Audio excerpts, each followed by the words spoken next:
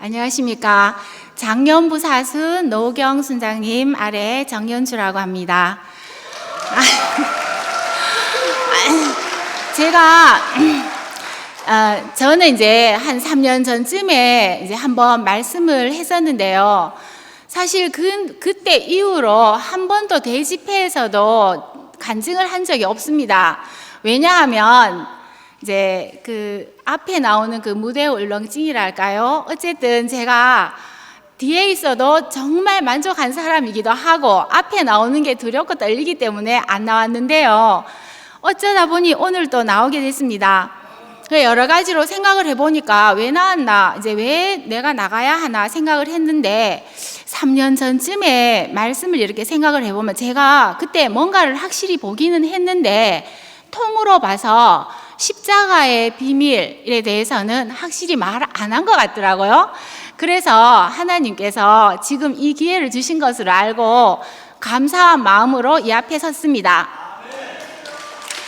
그리고 제가 이렇게 말씀하는 거는 거의 99.9%가 목사님 말씀입니다. 목사님 책에 다 적혀 있거든요. 그런데 저는 그것을 제대로 소화해서 말씀한 거기 때문에 단지 복사는 아니라는 것입니다. 이제 제가 이제 그래도 나름 이방인인 셈인데요. 그래서 어떤 형식도 잘 모르고 그렇지만 이번에는 말씀하려고 하니까 요즘 계속 이렇게 한 말씀이 계속 머리에 떠올라서 그 말씀을 그 성경 구절을 한번 읽고 넘어가겠습니다.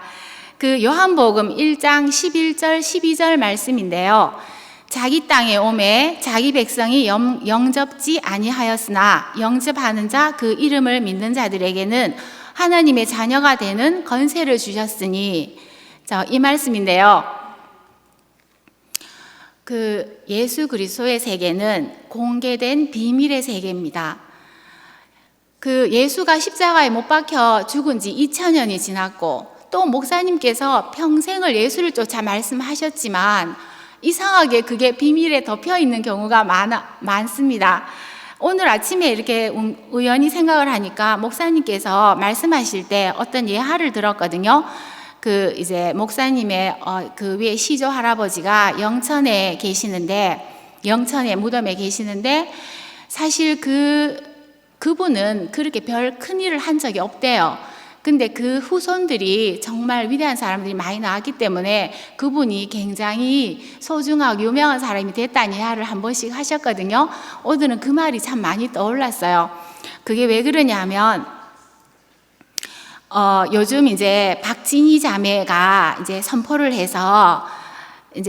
했는데 거기 그 말에 대해서 굉장히 마음에 와닿더라고요.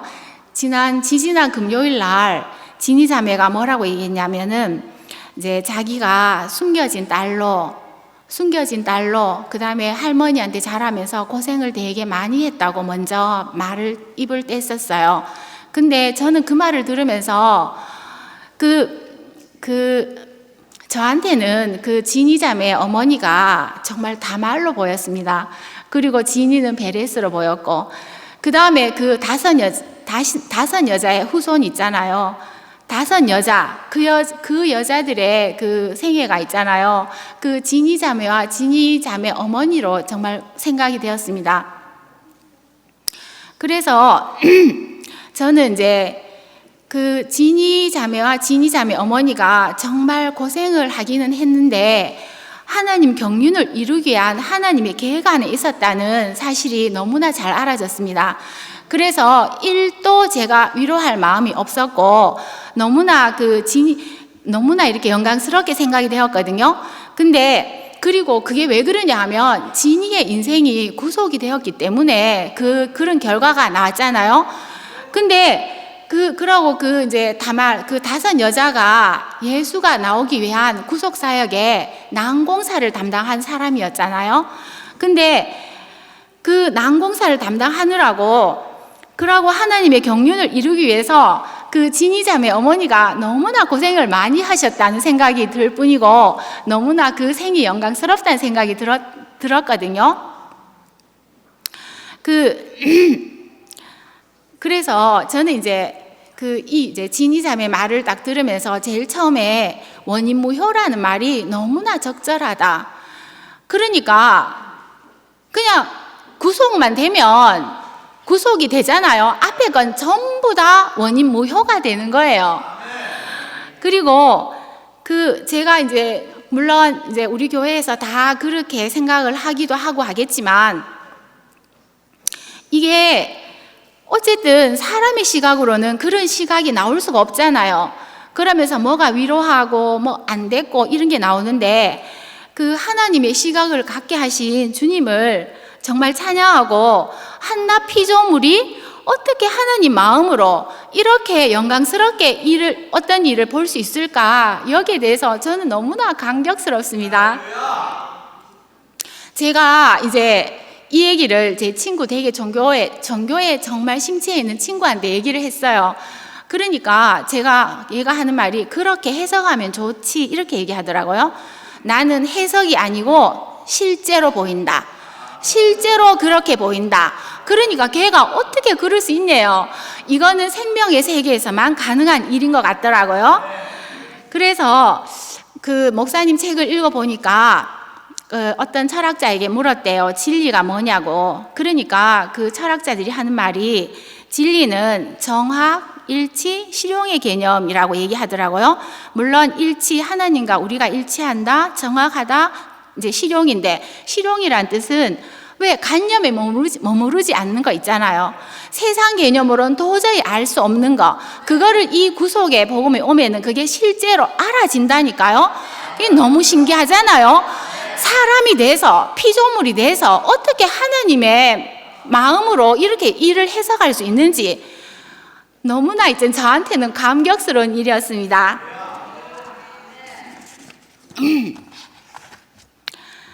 그리고 이제 그래서 이게 진이 자매가 구속이 되었으면은 그게 정말로 그게 이제 막 이렇게 뭔가 이렇게 사람의 자리를 회복한다. 사람이라는 게 너무 소중하잖아요. 근데 이게 밑도 끝도 없는 얘기가 아니고 이건 누가 이루어 놓은 거냐 하면 예수가 이루어 놓은 것이거든요. 저는 이게 이제 전에 제 이런 개인적 얘기를 하면 무슨 자랑하는가 뭐 이런 생각이 들 것 같아요. 제가 될 수 있으면 말을 안 하고 싶은데요. 제가 30대쯤 돼서 인생이 너무나 암울했어요. 왜냐하면 밑도 끝도 없는 어둠이에요. 어떤 사건이 일어난다기보다는 그 전체적으로 너무 밑도 끝도 없는 어둠이어서 이제 새벽 기도 이제 한번 새벽 기도를 가봤어요. 교회를 가봤어요. 그러니까 이제 교회에서 목사님들이 되게 좋은 말씀을 하세요. 그렇지만 십자가에 대해서는 거의 언급이 없었어요. 그리고 십자가에 대해서 뭐라고 조금 얘기하시는데 저는 도저히 아멘이 될 수 없는 말들. 그래서 이제 목사님 말씀 끝나고 이제 기도의 시간이 됐는데 저 혼자서 하나님 십자가가 분명히 나하고 무슨 관계가 있고 기독교의 가장 핵심이 십자가고 온 교회마다 전부 십자가를 걸어놨는데 왜 일반 교회에서는 십자가에 대해서 말씀이 없을까요? 나하고 무슨 관계가 있을까요? 나한테 어떻게 생명으로 역사하실까요? 이런 기도를 한 것 같아요. 근데 목사님은 하나님은 어떠냐 하면 기도를 때로는 들어주시는 것 같아요. 제 소원이지 뭔지는 몰라도 그렇게 기도하고 제가 바로 그 다음에 경산으로 와서 현숙이 언니를 만나서 바로 현숙이 언니 만난 게 아니고 경산으로 와서 한 4년 동안 정말 교회 이제 종교 생활 열심히 했어요. 그리고 4년째 될 때 현숙이 언니를 만나갖고 우리 대구교회 말씀을 들었거든요. 그런데 그때도 와서 현숙이 언니 말씀은 진짜 뭔가 모르게 저한테 새 세계를 펼쳐줬어요. 근데 교회 와서 이렇게 들어보고 그러면 어쨌든 대속이었는지 아니면 제가 뭔가 희미해서 몰랐는지 십자가의 의미를 저는 잘 몰랐어요. 그리고 항상 또 어둠 안개 속에 살았는데 이 구속복음에 오니까 그것이 있잖아요. 너무 선명하게 알아지더라고요. 이건 제대로입니다. 아니라 하면 저도 할 수 없습니다. 그래서 근데 이제 이게 어쨌든 이제 그 십자가를 제가 이렇게 보니까 어떤 게 있냐면 자기 땅에 왔으나 자기 땅이었어요. 자기 땅에 왔는데 자기 백성이 영접하지 않았잖아요. 왜 그러냐 하면 사탄이 침략, 천사들이 다 점령해서 천하 만국의 영광을 다 사탄에게 줬잖아요. 처음에는 자기 땅이었는데 이제 남의 땅이 된 거예요. 그래서 예수가 자기 땅에 왔지만 100%다 버려졌어요. 어떻게 버려졌느냐? 이방인으로부터 당연히 버려지죠. 그 다음에 제사장, 서기관, 제자들까지 한테도 모두 버려졌어요. 이게 어떤 거냐 하면 이제 제 말로 하면은 우리들의 인격 곳곳에 숨어 있던 어떤 습성이라든지 어떤 옳다 그르다 이런 거 있잖아요. 이게 전부 다 어쩌면 천사의 말이고 천사를 따라가는 그런 거거든요. 그래가지고 이게 정상적인 사람이 와서 위치를 회복한 사람이 와서 얘기를 하면 아무도 안 듣는 거예요. 그래서 다 버려졌잖아요. 그런데 만약에 자기 땅에 와서 만약에 천사들이 지배를 하지 않았다면 예수는 십자가에 달리지 않았을 거예요. 왜냐하면 다 환영하는데 안 버리는데 그냥 하나님 나라 아주 교양 있게 전하다가 하늘나라 가면 되지 않을까요? 그런데 다 버려졌어요. 그래서 이게 말하자면 이제 천사의 개념에는 아무 필요가 없는 소유와 능력, 모든 사람이 다 바벨로 쫓아가는 세상에서 예수는 이제 좀 이상한 사람이 돼서 십자가에 달릴 수밖에 없었잖아요. 그런데 버려졌다는 개념을 제가 있잖아요. 이게 직업병이 있어요. 수학교사여서 정확하게 말하고 똑 떨어지게 말하는 게 있어서 절대로 공격한다고 생각하시지 말고요. 저는 버려진다는 개념을 어떻게 보느냐 하면 만약에 또래 집단에서 내가 거기서 왕따를 당했다. 이것도 버려진 건 맞잖아요. 근데 이 예수가 버려진 거는 그보다 더 근본적이고 근원적인 얘기 같아요. 그렇잖아요? 그래서 더 근원적인 개념. 그래서 어쨌든 모든 세상으로부터 완전히 버려졌잖아요. 그런데 그게 다 이루었다는 거예요. 요한복음에서만 다 이루었다고 얘기를 하는 거예요. 근데 뭐를 다 이루었냐 하면은 하나님의 경륜을 다 이루었다는 거잖아요. 자기 개인적인 그게 아니라니까요. 하나님의 나라가 올 수 있는 기반을 다 조성했다는 거잖아요. 그래서 요한이 분명히 그렇게 해석을 했는데도 또 덮여 있었어요. 근데 이번에 목사님이 밝히셨어요. 구속복음을 통해서. 저는 이 말씀을 들을 때마다 어떤 생각이 드냐면 저는 생전에 목사님하고 전혀 개인적인 관계가 없어요. 그런데 말씀을 듣고 보면서 그 목사님과 이 말씀은 같았구나. 그리고 이 목사님이 이런 분이셨구나. 너무너무 그리워지거든요. 그리고 감사한 마음이 너무너무 많아요. 그래서 그 목사님은 어떠냐 하면 예수가 십자가에서 달려가지고 어떤 살아는 인생하고 목사님의 인생은 정말 똑같은 십자가의 운명을 살다가 돌아가신 분인 것 같더라고요. 그래서 어쨌든 너무 감사하고 그런데 다 버려졌다. 이게 무슨 의미냐 하면 천사를 이겼다. 그런데 저는 항상 그런 생각이 들어요. 우주적인 전쟁에서 천사를 이겼다 하면은 자가 뭐 저래 대단한 얘기를 하노 이래 말할 것 같은 거예요. 근데 저는 진심이에요. 그게 아니고 이 우주가 전부 천사로 오염돼 있다는 건 너무 확실해요. 진짜로. 저는 대구에 살고 문경에 살고 몇 군데 안 살았어요. 그렇지만 저는 다 그걸 알 것 같아요. 구속복음을 알고 나니까.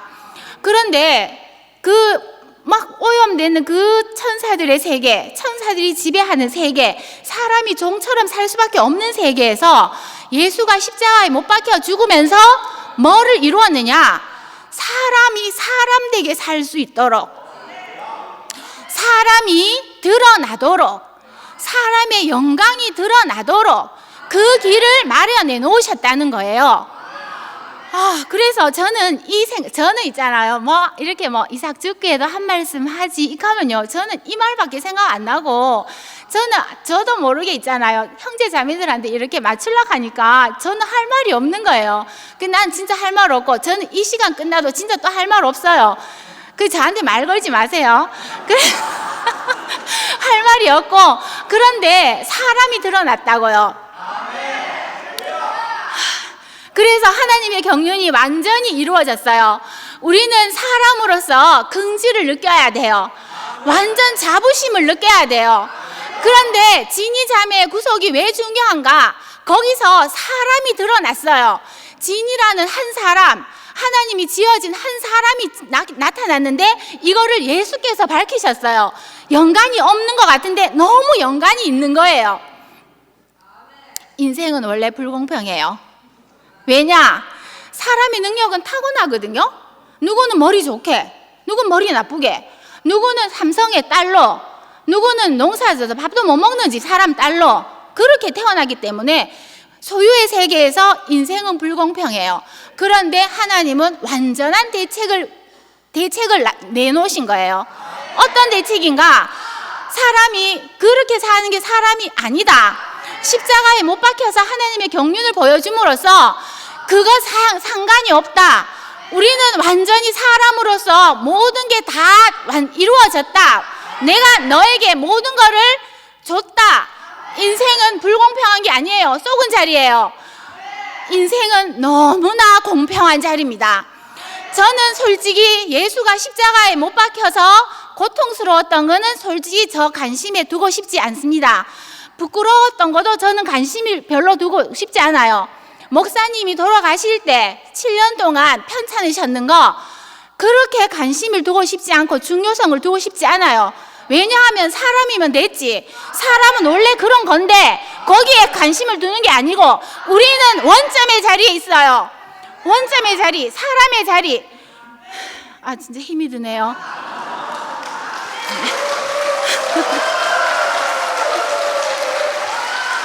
그래서 구속은 인생의 시작이에요.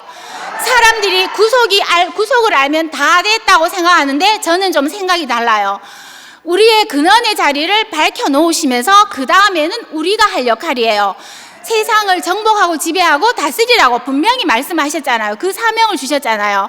그거를 서양인들은 잘못 해석해서 인디안들을 쳐 죽이고 자기 땅을 만들고 개발하고 그랬잖아요. 그게 정복이 아니에요. 우리 하나님 나라를 이 땅에 선포하고 세우는 거, 그것이 우리의 사명이고, 또 사실 제가요 말하려고 하면 많이 더덩거리고 말도 꼬이고 그러거든요. 이거 왜냐하면 저한테 새로운 개념이 와서 술술 풀리지 않아서 그래요. 저는 만약에 수학 문제 한 문제 풀어라 하면요 하나도 안 떨고 말할 것 같아요. 풀이를. 근데 이 하나님 나라는 생명의 나라이기 때문에 나도 알다가도 모르는 나라거든요. 그래서 지금 저기 앉아 있을 때까지도 제가 어떤 걱정을 했냐 하면 말이 꼬이면 어쩔까? 말이 꼬이면 어쩔까? 내가 생각했던 말을 다 못하고 또 이상하게 뭔가 되면 어쩔까? 그런 걱정을 했었거든요.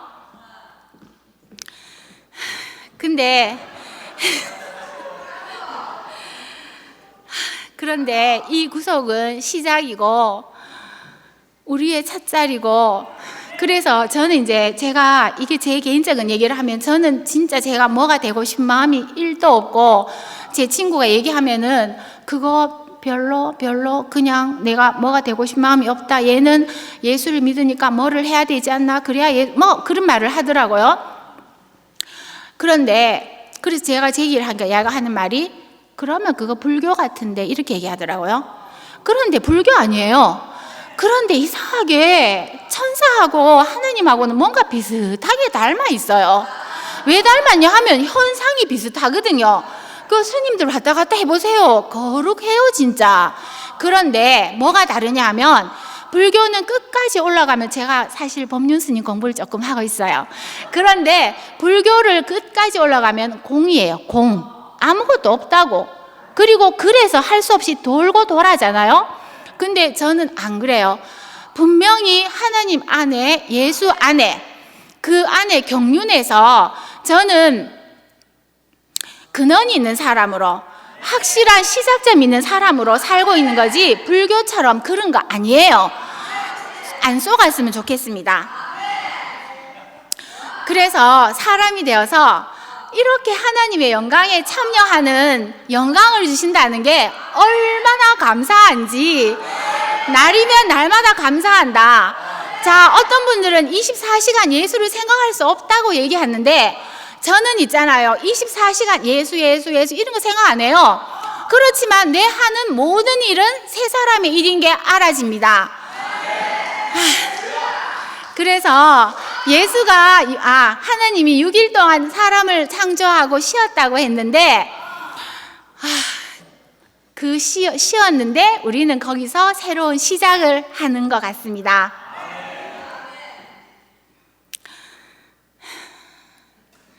그래서